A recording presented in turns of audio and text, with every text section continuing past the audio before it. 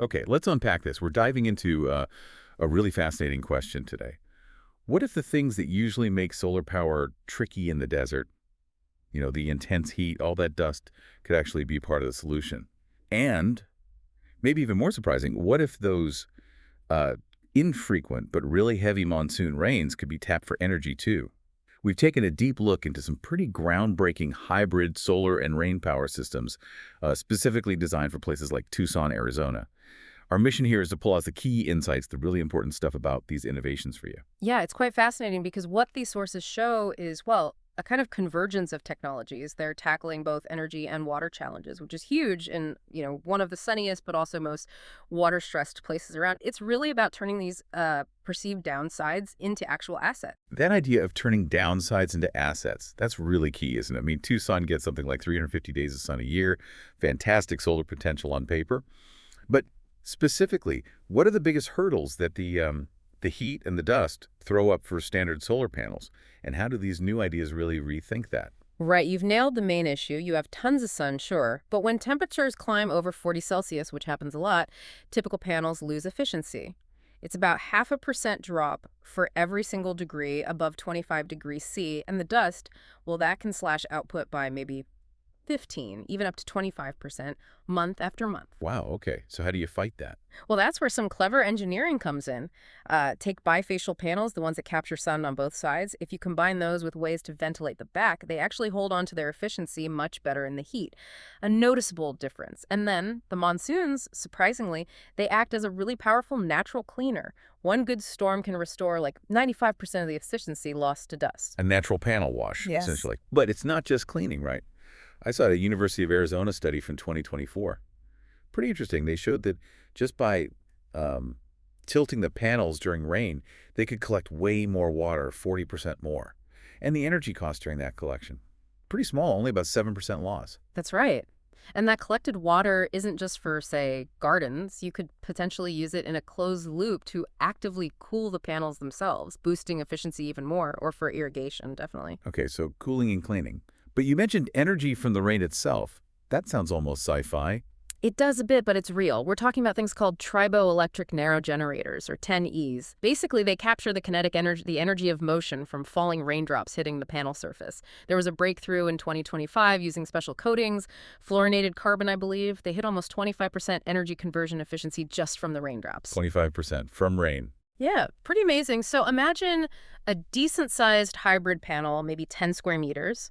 In a typical Tucson monsoon storm, it could generate maybe 18 to 22 watt hours, enough to power small sensors or devices for a good while. That's ingenious. And there's another angle too, right? Microhydro? Yes, integrating tiny water turbines.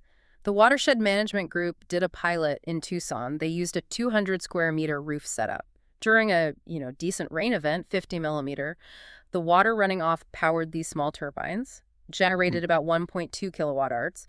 That kept their IoT sensors running for 72 hours straight. And was it cost effective? When combined with the solar, the overall levelized cost of energy, the LCOE, was around 0.11 cents per kilowatt hour. So that's actually competitive with local utility rates. It really shows there's energy potential just sitting there Yeah. in rainfall runoff. So you're seeing some really innovative system designs emerge from all this.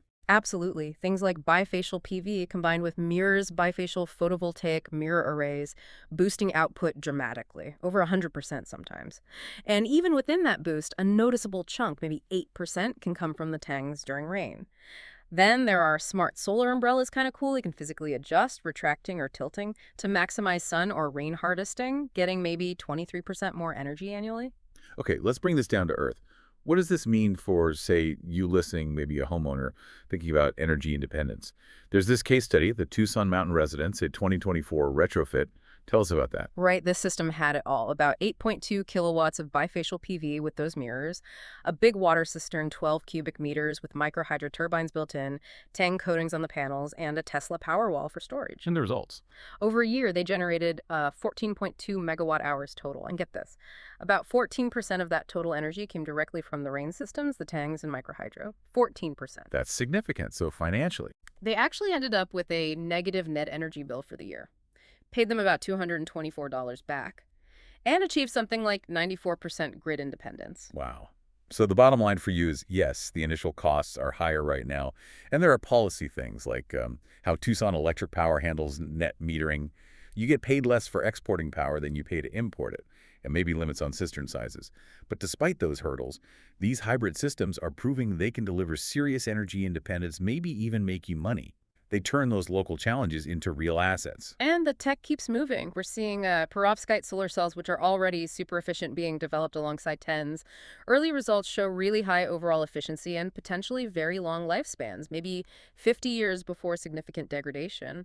Plus, AI is getting involved. AI-optimized systems can predict weather and energy use to operate the hybrid system much more efficiently, potentially cutting the cost of energy by another 9% or so. So pulling it all together, combining solar and rain harvesting, especially in a place like Tucson, Hmm. it really does seem like a viable way forward for climate-resilient energy.